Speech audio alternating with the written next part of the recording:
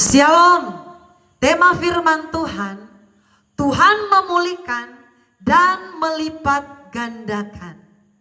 Detik-detik di mana Ayub akan dipulihkan oleh Tuhan, detik-detik di mana keadaannya akan dikembalikan oleh Tuhan seperti dulu. Bahkan semua yang pernah hilang dalam kehidupan Ayub, semua yang pernah lenyap dalam kehidupan Ayub akan dikembalikan oleh Tuhan, akan dilipat gandakan oleh Tuhan. Ada satu tindakan Ayub yang Tuhan tunggu-tunggu. Satu tindakan terakhir dari Ayub yang membuat kehidupan Ayub mengalami pemulihan dari Tuhan. Mari kita akan lihat bersama saudaraku di dalam kitab Ayub 42. Ayub 42 ayat yang ke-10. Keadaan Ayub dipulihkan. Ayat 10. Lalu Tuhan memulihkan keadaan Ayub setelah ia meminta doa untuk sahabat-sahabatnya. Dan Tuhan memberikan kepada Ayub 2 kali lipat dari segala kepunyaannya dahulu.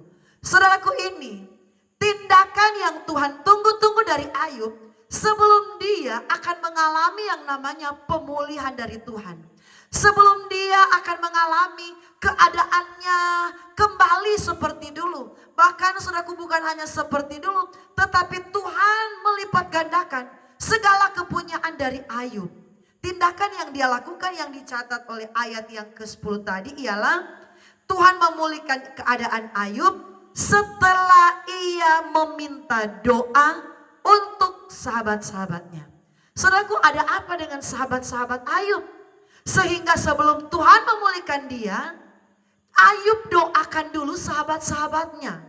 Saudaraku, kalau kita baca dari kitab Ayub, mulai dari perjalanan kitab Ayub pasal yang pertama, 2, 3 sampai selanjutnya, di situ dicatat ada sahabat-sahabat Ayub, saudaraku, ketika Ayub mengalami yang namanya jatuh miskin, ketika Ayub diproses Tuhan, Ayub mengalami sakit penyakit dengan keadaan yang sangat menjijikkan, badan yang penuh dengan borok-borok, saudaraku, yang saya bilang tadi sangat menjijikkan.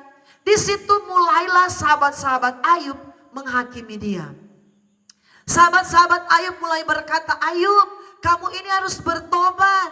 Kamu ini sudah dimurkahi Tuhan.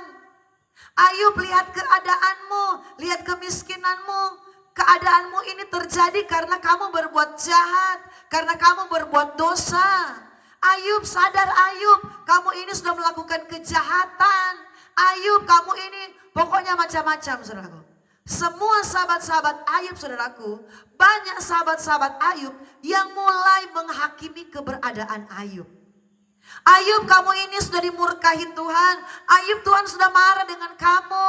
Ayub, kamu sudah berbuat dosa. Kamu harus berbalik kepada Tuhan. Ayub, kamu ini sudah salah. Padahal saudaraku, Ayub itu mengalami ujian dari Tuhan, diizinkan Tuhan, diluaskan Tuhan, mengalami keadaan buruk yang seperti itu. Karena saudaraku, Tuhan sementara menguji Ayub. Karena Tuhan tahu ketika Ayub diuji, dia akan timbul seperti emas. Itu kata firman Tuhan.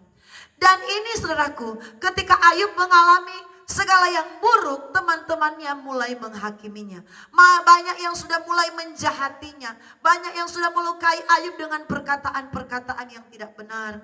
Banyak yang melukai Ayub dengan perkataan-perkataan yang menghakimi dia. Saudaraku, di sini saudaraku, Tuhan berkata atau firman Tuhan mencatat bahwa Tuhan memulihkan Ayub setelah dia meminta doa untuk sahabat-sahabatnya. Artinya apa? Tindakan Ayub yang membuat dia masuk kepada pemulihan, yaitu dia belajar mengampuni sahabat-sahabatnya yang melukai dia. Ada yang namanya pengampunan yang tulus dari hati Ayub. Saudaraku, sehingga sebelum Tuhan memulihkannya, dia berdoa, saudaraku, untuk sahabatnya yang melukainya. Dia mengampuni teman-temannya yang menghakiminya. Kalau saudara baca di bagian ke atas, saya baca saudaraku di ayat yang ke-8. Oleh sebab itu ambillah 7 ekor lembu jantan dan 7 ekor domba jantan. Pergilah kepada hambaku Ayub. Ini Tuhan suruh kepada Elifas. Dia adalah teman Ayub yang menghakimi Ayub, namanya Elifas. Saya baca selanjutnya. Lalu persembahkanlah semua itu sebagai korban bakaran untuk dirimu, untuk Elifaz saudaraku. Dan baiklah hambaku Ayub meminta doa untuk kamu, karena hanya permintaannya lah yang akan kuterima. Saudaraku dengar, Tuhan berkata kepada Elifaz, pergi kepada Ayub supaya dia doakan kamu, minta doa supaya kamu itu diampuni. Karena perkataanmu selama ini ialah salah. Kamu menghakimi Ayub, ini Tuhan bilang kepada Elifaz. Dan ketika Elifaz dan teman-temannya itu datang kepada Ayub, saudaraku, Tuhan mendengarkan doa dari Ayub. Bahkan saudaraku di ayat 8 Tuhan berkata, karena hanya permintaan Ayublah yang akan didengar Tuhan. Jadi luar biasa.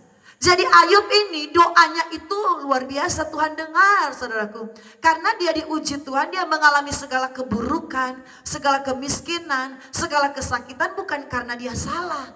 Bukan karena dia berbuat jahat. Tetapi memang saudaraku, iblis berkata saudaraku, iblis mau coba ini Ayub. Tetapi saudaraku, iblis tidak berhasil. Karena iman Ayub, iman yang luar biasa. Iman yang teruji, tidak terkalahkan dengan keadaan buruk. Iman yang teruji, iman Ayub, iman yang luar biasa, iman yang tidak terkalahkan dengan keadaan kemiskinan. Sebab itu saudaraku, ketika Ayub berdoa, doakan pengampunan. Dia mengampuni dengan tulus hati, dia mengampuni sahabat-sahabatnya yang menghakimi dia. Saudaraku, tidak enak ketika kita mengampuni orang-orang yang berbuat jahat kepada kita, itu tidak enak saudaraku. Itu menyakitkan ketika kita harus berdoa bagi orang yang menyakiti kita. Saudaraku, kami pernah mengalami di mana orang menyakiti kami. Mereka menjahati kami, saudaraku, caranya apa? Mereka mau keluarkan kami dari pastori. Rumah di mana tempat kami tinggal, rumah yang kami bangun dengan susah payah, rumah yang dalam pergumulan sampai bisa terbangun, semuanya karena pergumulan, karena doa dan air mata. Orang menjahati kami, saudaraku, sesama hamba Tuhan. Saudaraku, mereka cari cara, cari segala macam cara untuk mengusir kami dari tempat kami sendiri. Tetapi saudaraku, disinilah Tuhan menguji hati kami untuk belajar mengampuni orang yang bersalah.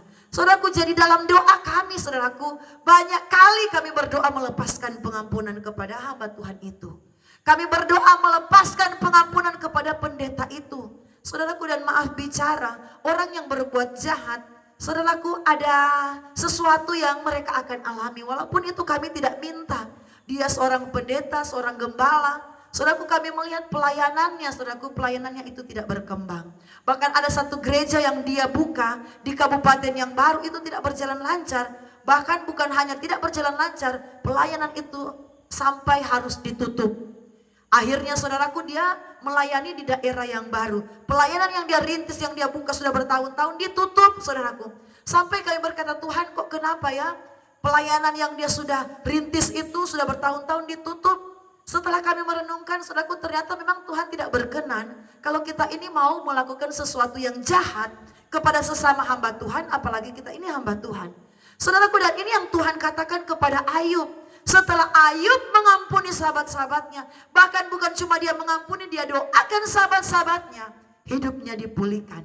Segala sesuatu dilipat gandakan oleh Tuhan. Harta, benda, kekayaan yang dia miliki dulu, Tuhan kasih berlipat ganda saudaraku.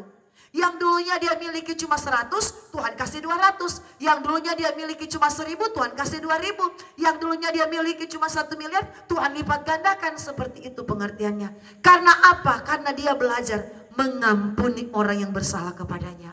Bahkan bukan cuma sekedar, tetapi dia doakan. Saudaraku, kalau kita mau melihat yang namanya Tuhan pulihkan keadaan kita, mari belajar kita doakan. Mengampuni orang-orang yang pernah menyakiti kita. Walaupun itu berat. Walaupun itu harus berlawanan dengan daging kita. Belajar untuk mengampuni. Kami belajar praktekkan Tuhan. Ampunilah hamba Tuhan itu. Berkati pelayanannya sekarang Tuhan. Berkati pelayanan mereka. Bahkan kami berkata, satu saat ketika kami diberkati dengan berkat keuangan, kami harus memberkati pendeta itu yang pernah menyakiti kami. Kami punya komitmen dengan Tuhan. Kami berkata kepada Tuhan seperti itu. Karena apa? Kami tidak mau saudaraku berkat kami terhalang karena kami ada dendam.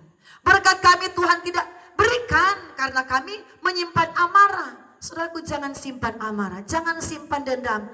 Doakan orang-orang yang menyakitimu, berkati orang-orang yang melukai hatimu, ampuni mereka, maka keadaanmu akan dipulihkan. Seperti Ayub, dipulihkan dan diberkati berlipat kali ganda. Tuhan memberkati.